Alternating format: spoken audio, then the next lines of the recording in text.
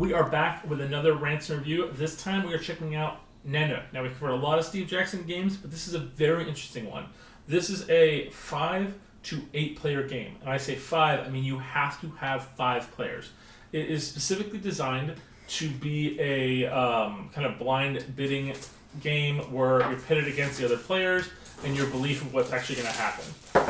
The idea being is that you want to, go on hunts, gather resources, and then earn points in the form of doing things. And while you're doing that, you're bidding on the possibility of what you're going to encounter on it.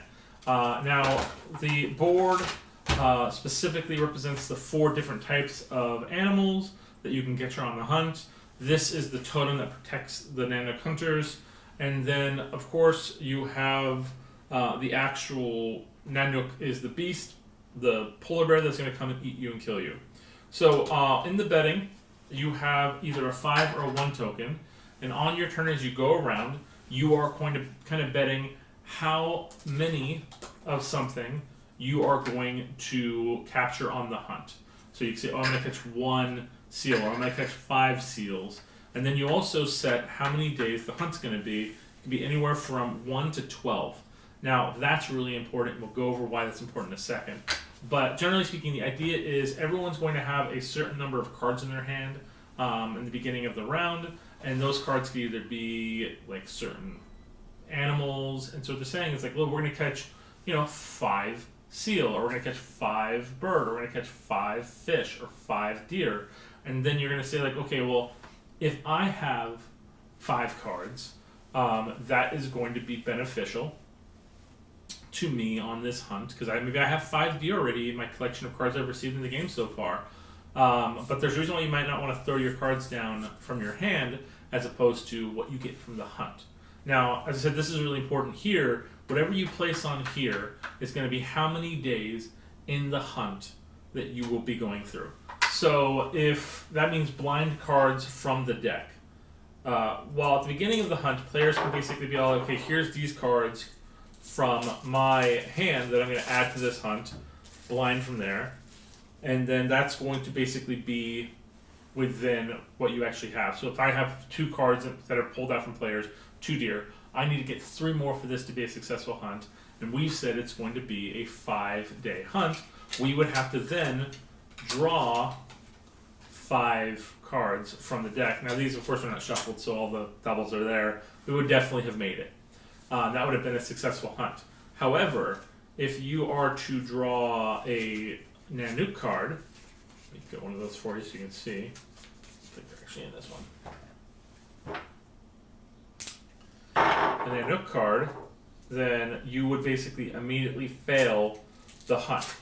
Additionally, if during the hunt you don't gain the 5 deer that you needed, then you would basically not have succeeded in the hunt as well.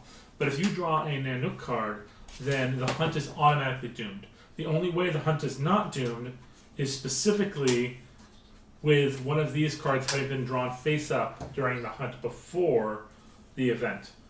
This is the Stone Guardian, and he would basically have scared away Nanuk, which is interesting and cool. The general idea, though, being is that you want there to be either a successful hunt or a doomed hunt in some situations.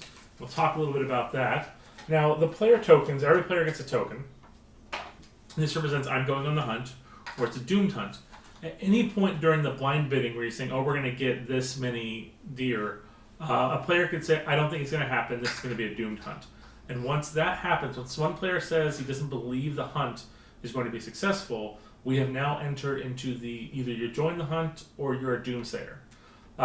Players that join the hunt are able to then place their cards, we said earlier, into like these are cards automatically in the hunt. Any player that's a doomsayer has to take from their cards 1 card and blind lay it down on the deck. This is a prize pack for the winner of the hunt, whether they be doomed or not. And then you proceed with the hunt as normal. If you don't get the animals you needed, if you get a Nanuk and you don't have the Guardian, then the doomed players have won.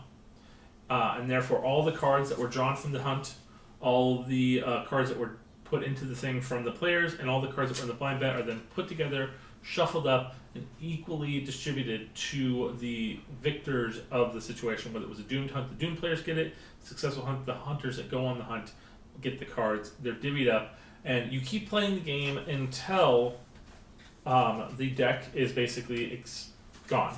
Once the deck has basically been all distributed, the game is over, and then players flip over their cards and show off their points. You gain points depending on sets of 2 of animals, or if full sets.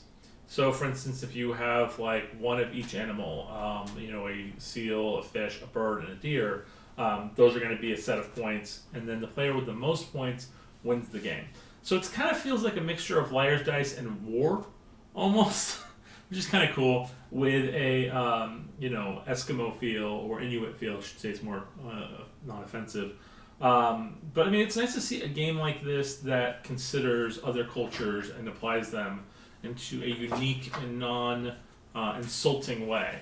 So if you're looking for a fun and large player game, Nanuk is definitely a great option for you.